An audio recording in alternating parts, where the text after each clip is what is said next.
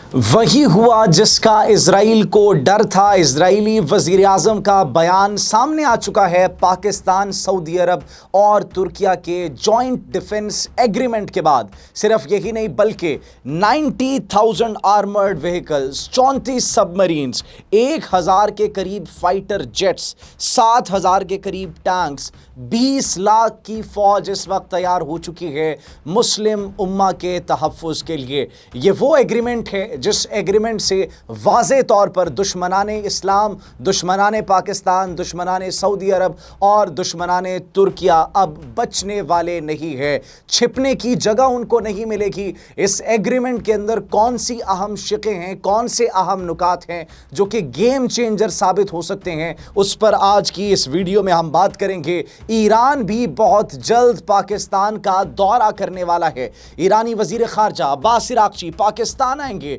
Field marshal से मुलाकात की बातें की जा रही हैं। इस वक्त खबरें ज़ेरे गर्दिश हैं। वज़ीर आज़म शहबाज शरीफ से मुलाकात की जाएगी और मज़ीद इसमें जो पाकिस्तान का ये जॉइंट डिफेंस एग्रीमेंट हुआ उस हवाले से भी शायद ज्वाइन कर लिया जाए ईरान की जानिब से। इसमें कितनी सदाकत है, आगे चलकर आज की इस वीडियो में उस पर भी बात करेंगे। आप सब पर सलामती हो। अनफोल्ड पाकिस्तान में आप सबको खुशामदीद कहते हैं। सबसे पहले आपको बताते चले कि मक्का जॉइंट डिफेंस एग्रीमेंट हुआ है पाकिस्तान, तुर्किया और सऊदी अरेबिया के माबैन। आप सब जान चुके होंगे और आप सबको इस बात का इल्म भी होगा कि एक मुल्क पर हमला दीगर दो ममालिक पर हमला तस्वुर किया जाएगा, यानी पाकिस्तान पर हमला सऊदी और तुर्की पर हमला तस्वुर किया जाएगा, सऊदी पर हमला तुर्की और पाकिस्तान पर हमला तस्वुर किया जाएगा, जबकि तुर्की पर हमला सऊदी अरब और पाकिस्तान पर हमला तस्वुर किया जाएगा और तीनों ममालिक फिर मिलकर उस हमले का मुकाबला करेंगे। इसकी कुछ अहम शिकें या फिर कुछ अहम नुकात आपके सामने रखते हैं। सबसे पहले मुश्तरका दिफा का हमने आपको बताया कि मुश्तरका दिफा होगा और फौजी मदद, एक मुल्क पर अगर हमला होता है तो दीगर दो ममालिक उस मुल्क की फौजी मदद करेंगे। खुफिया मालूमात का तबादला इसमें होगा, इंटेलिजेंस की कोऑर्डिनेशन की कोऑपरेशन तीनों ममालिक एक दूसरे के साथ करेंगे, मालूमात शेयर करेंगे।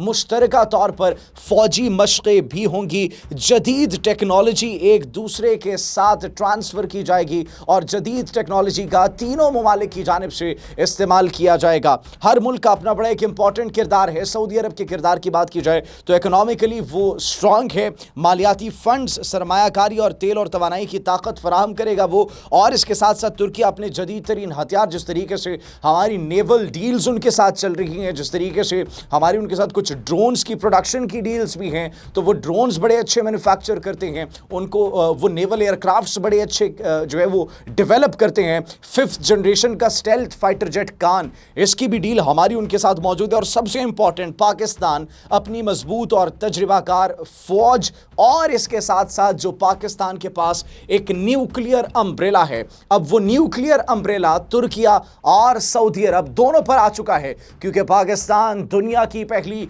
इस्लामी एटमी कुव्वत है और इस एक जॉइंट डिफेंस एग्रीमेंट से अब 3 एटमी कुव्वत, इस्लामी एटमी कुव्वत बन चुकी है इस दुनिया में। सऊदी अरब और तुर्किया को भी न्यूक्लियराइज कर दिया है इस्लामी जमहूरिया पाकिस्तान ने इस मक्का जॉइंट डिफेंस एग्रीमेंट के बाद। यह मुआहिदा क्यों किया गया? यह मुआहिदा इसलिए किया गया नाज़रीन बिकॉज ये वक्त की अहम तरीन ज़रूरत था।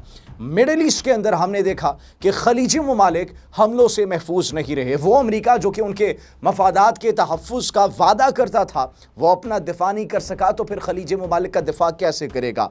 इसराइल की जानिब से बारहा ये स्टेटमेंट सामने आई कि अब अगला उनका निशाना सुन्नी एक्सिस होगा, सुन्नी अलायंस होगा, क्योंकि ईरान उनके सामने आखिरी एक्सेस ऑफ रेजिस्टेंस था, आखिरी दीवार थी रेजिस्टेंस की, जिसके बाद मुमकिन तौर पर कहा जा रहा था कि पाकिस्तान के ऊपर हमला किया जा सकता है, निशाना बनाया जा सकता है, सऊदी अरब को निशाना बनाया जा सकता है या फिर तुर्किया को निशाना बनाया जा सकता है। ये 3 ममालिक अब एक हो चुके हैं और अब अगर इसराइल ने ऐसी गलती की तो फिर सफ़े हस्ती से इसराइल को मिटा दिया जाएगा। This has been made clear. अब एक मुल्क पर अगर हमला करने की कोशिश की तो फिर यह ऐलान जंग होगा तीनों ममालिक के खिलाफ। इसीलिए अब यह अटूट बंधन एक कायम हो चुका है।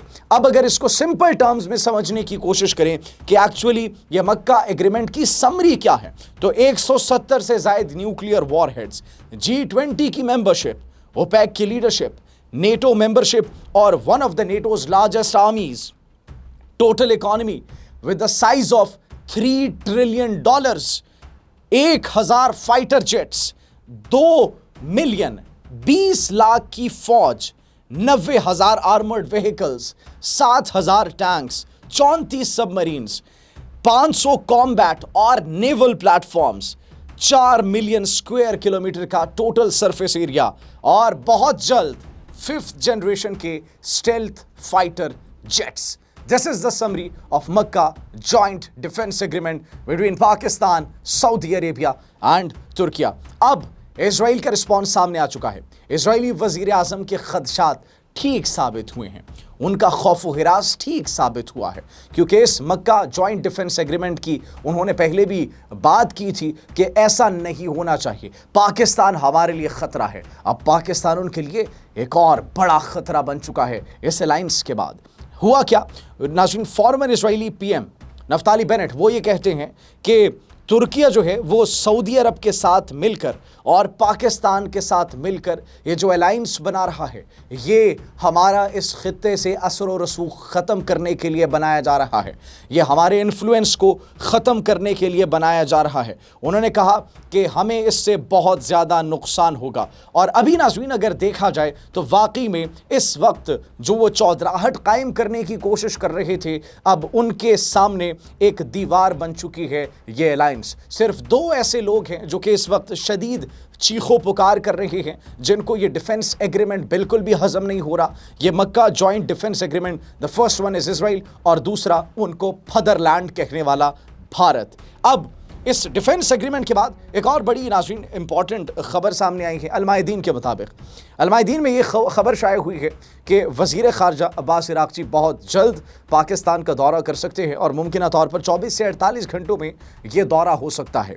अब इस दौरे का मकसद अभी तक वाज़ेह तौर पर बताया नहीं गया, लेकिन ये जो एक मक्का जॉइंट डिफेंस एग्रीमेंट हुआ है, इस पर अपने कंसर्न्स और इसके साथ साथ शायद शमूलियत की भी रिक्वेस्ट करने की बात की जा सकती है. लेकिन अब देखना ये है कि ईरान की लीडरशिप आती है यहाँ पर, बातचीत करती है या फिर नहीं करती, क्योंकि मिडल ईस्ट के अंदर पाकिस्तान जिस तरीके से अपना असर और रसूख कायम कर चुका है, सऊदी अरब के साथ डील हो चुकी है, डिफेंस एग्रीमेंट हुआ, अब तुर्की उसमें शामिल हो चुका है, सोमालिया के साथ हमारी डिफेंस डील हुई, तो Pakistan is going to be a big player not only in South Asia but in the Middle East as well. और पाकिस्तान को अब डिनाई नहीं किया जा सकता, माइनस नहीं किया जा सकता, क्योंकि पाकिस्तान अब हर मुल्क की ज़रूरत बन चुका है. आप क्या सोचते हैं इस हवाले से कमेंट सेक्शन में अपनी कीमती राय से ज़रूर आगाह कीजिएगा. मुझे इजाज़त दीजिए. अल्लाह निगहबान.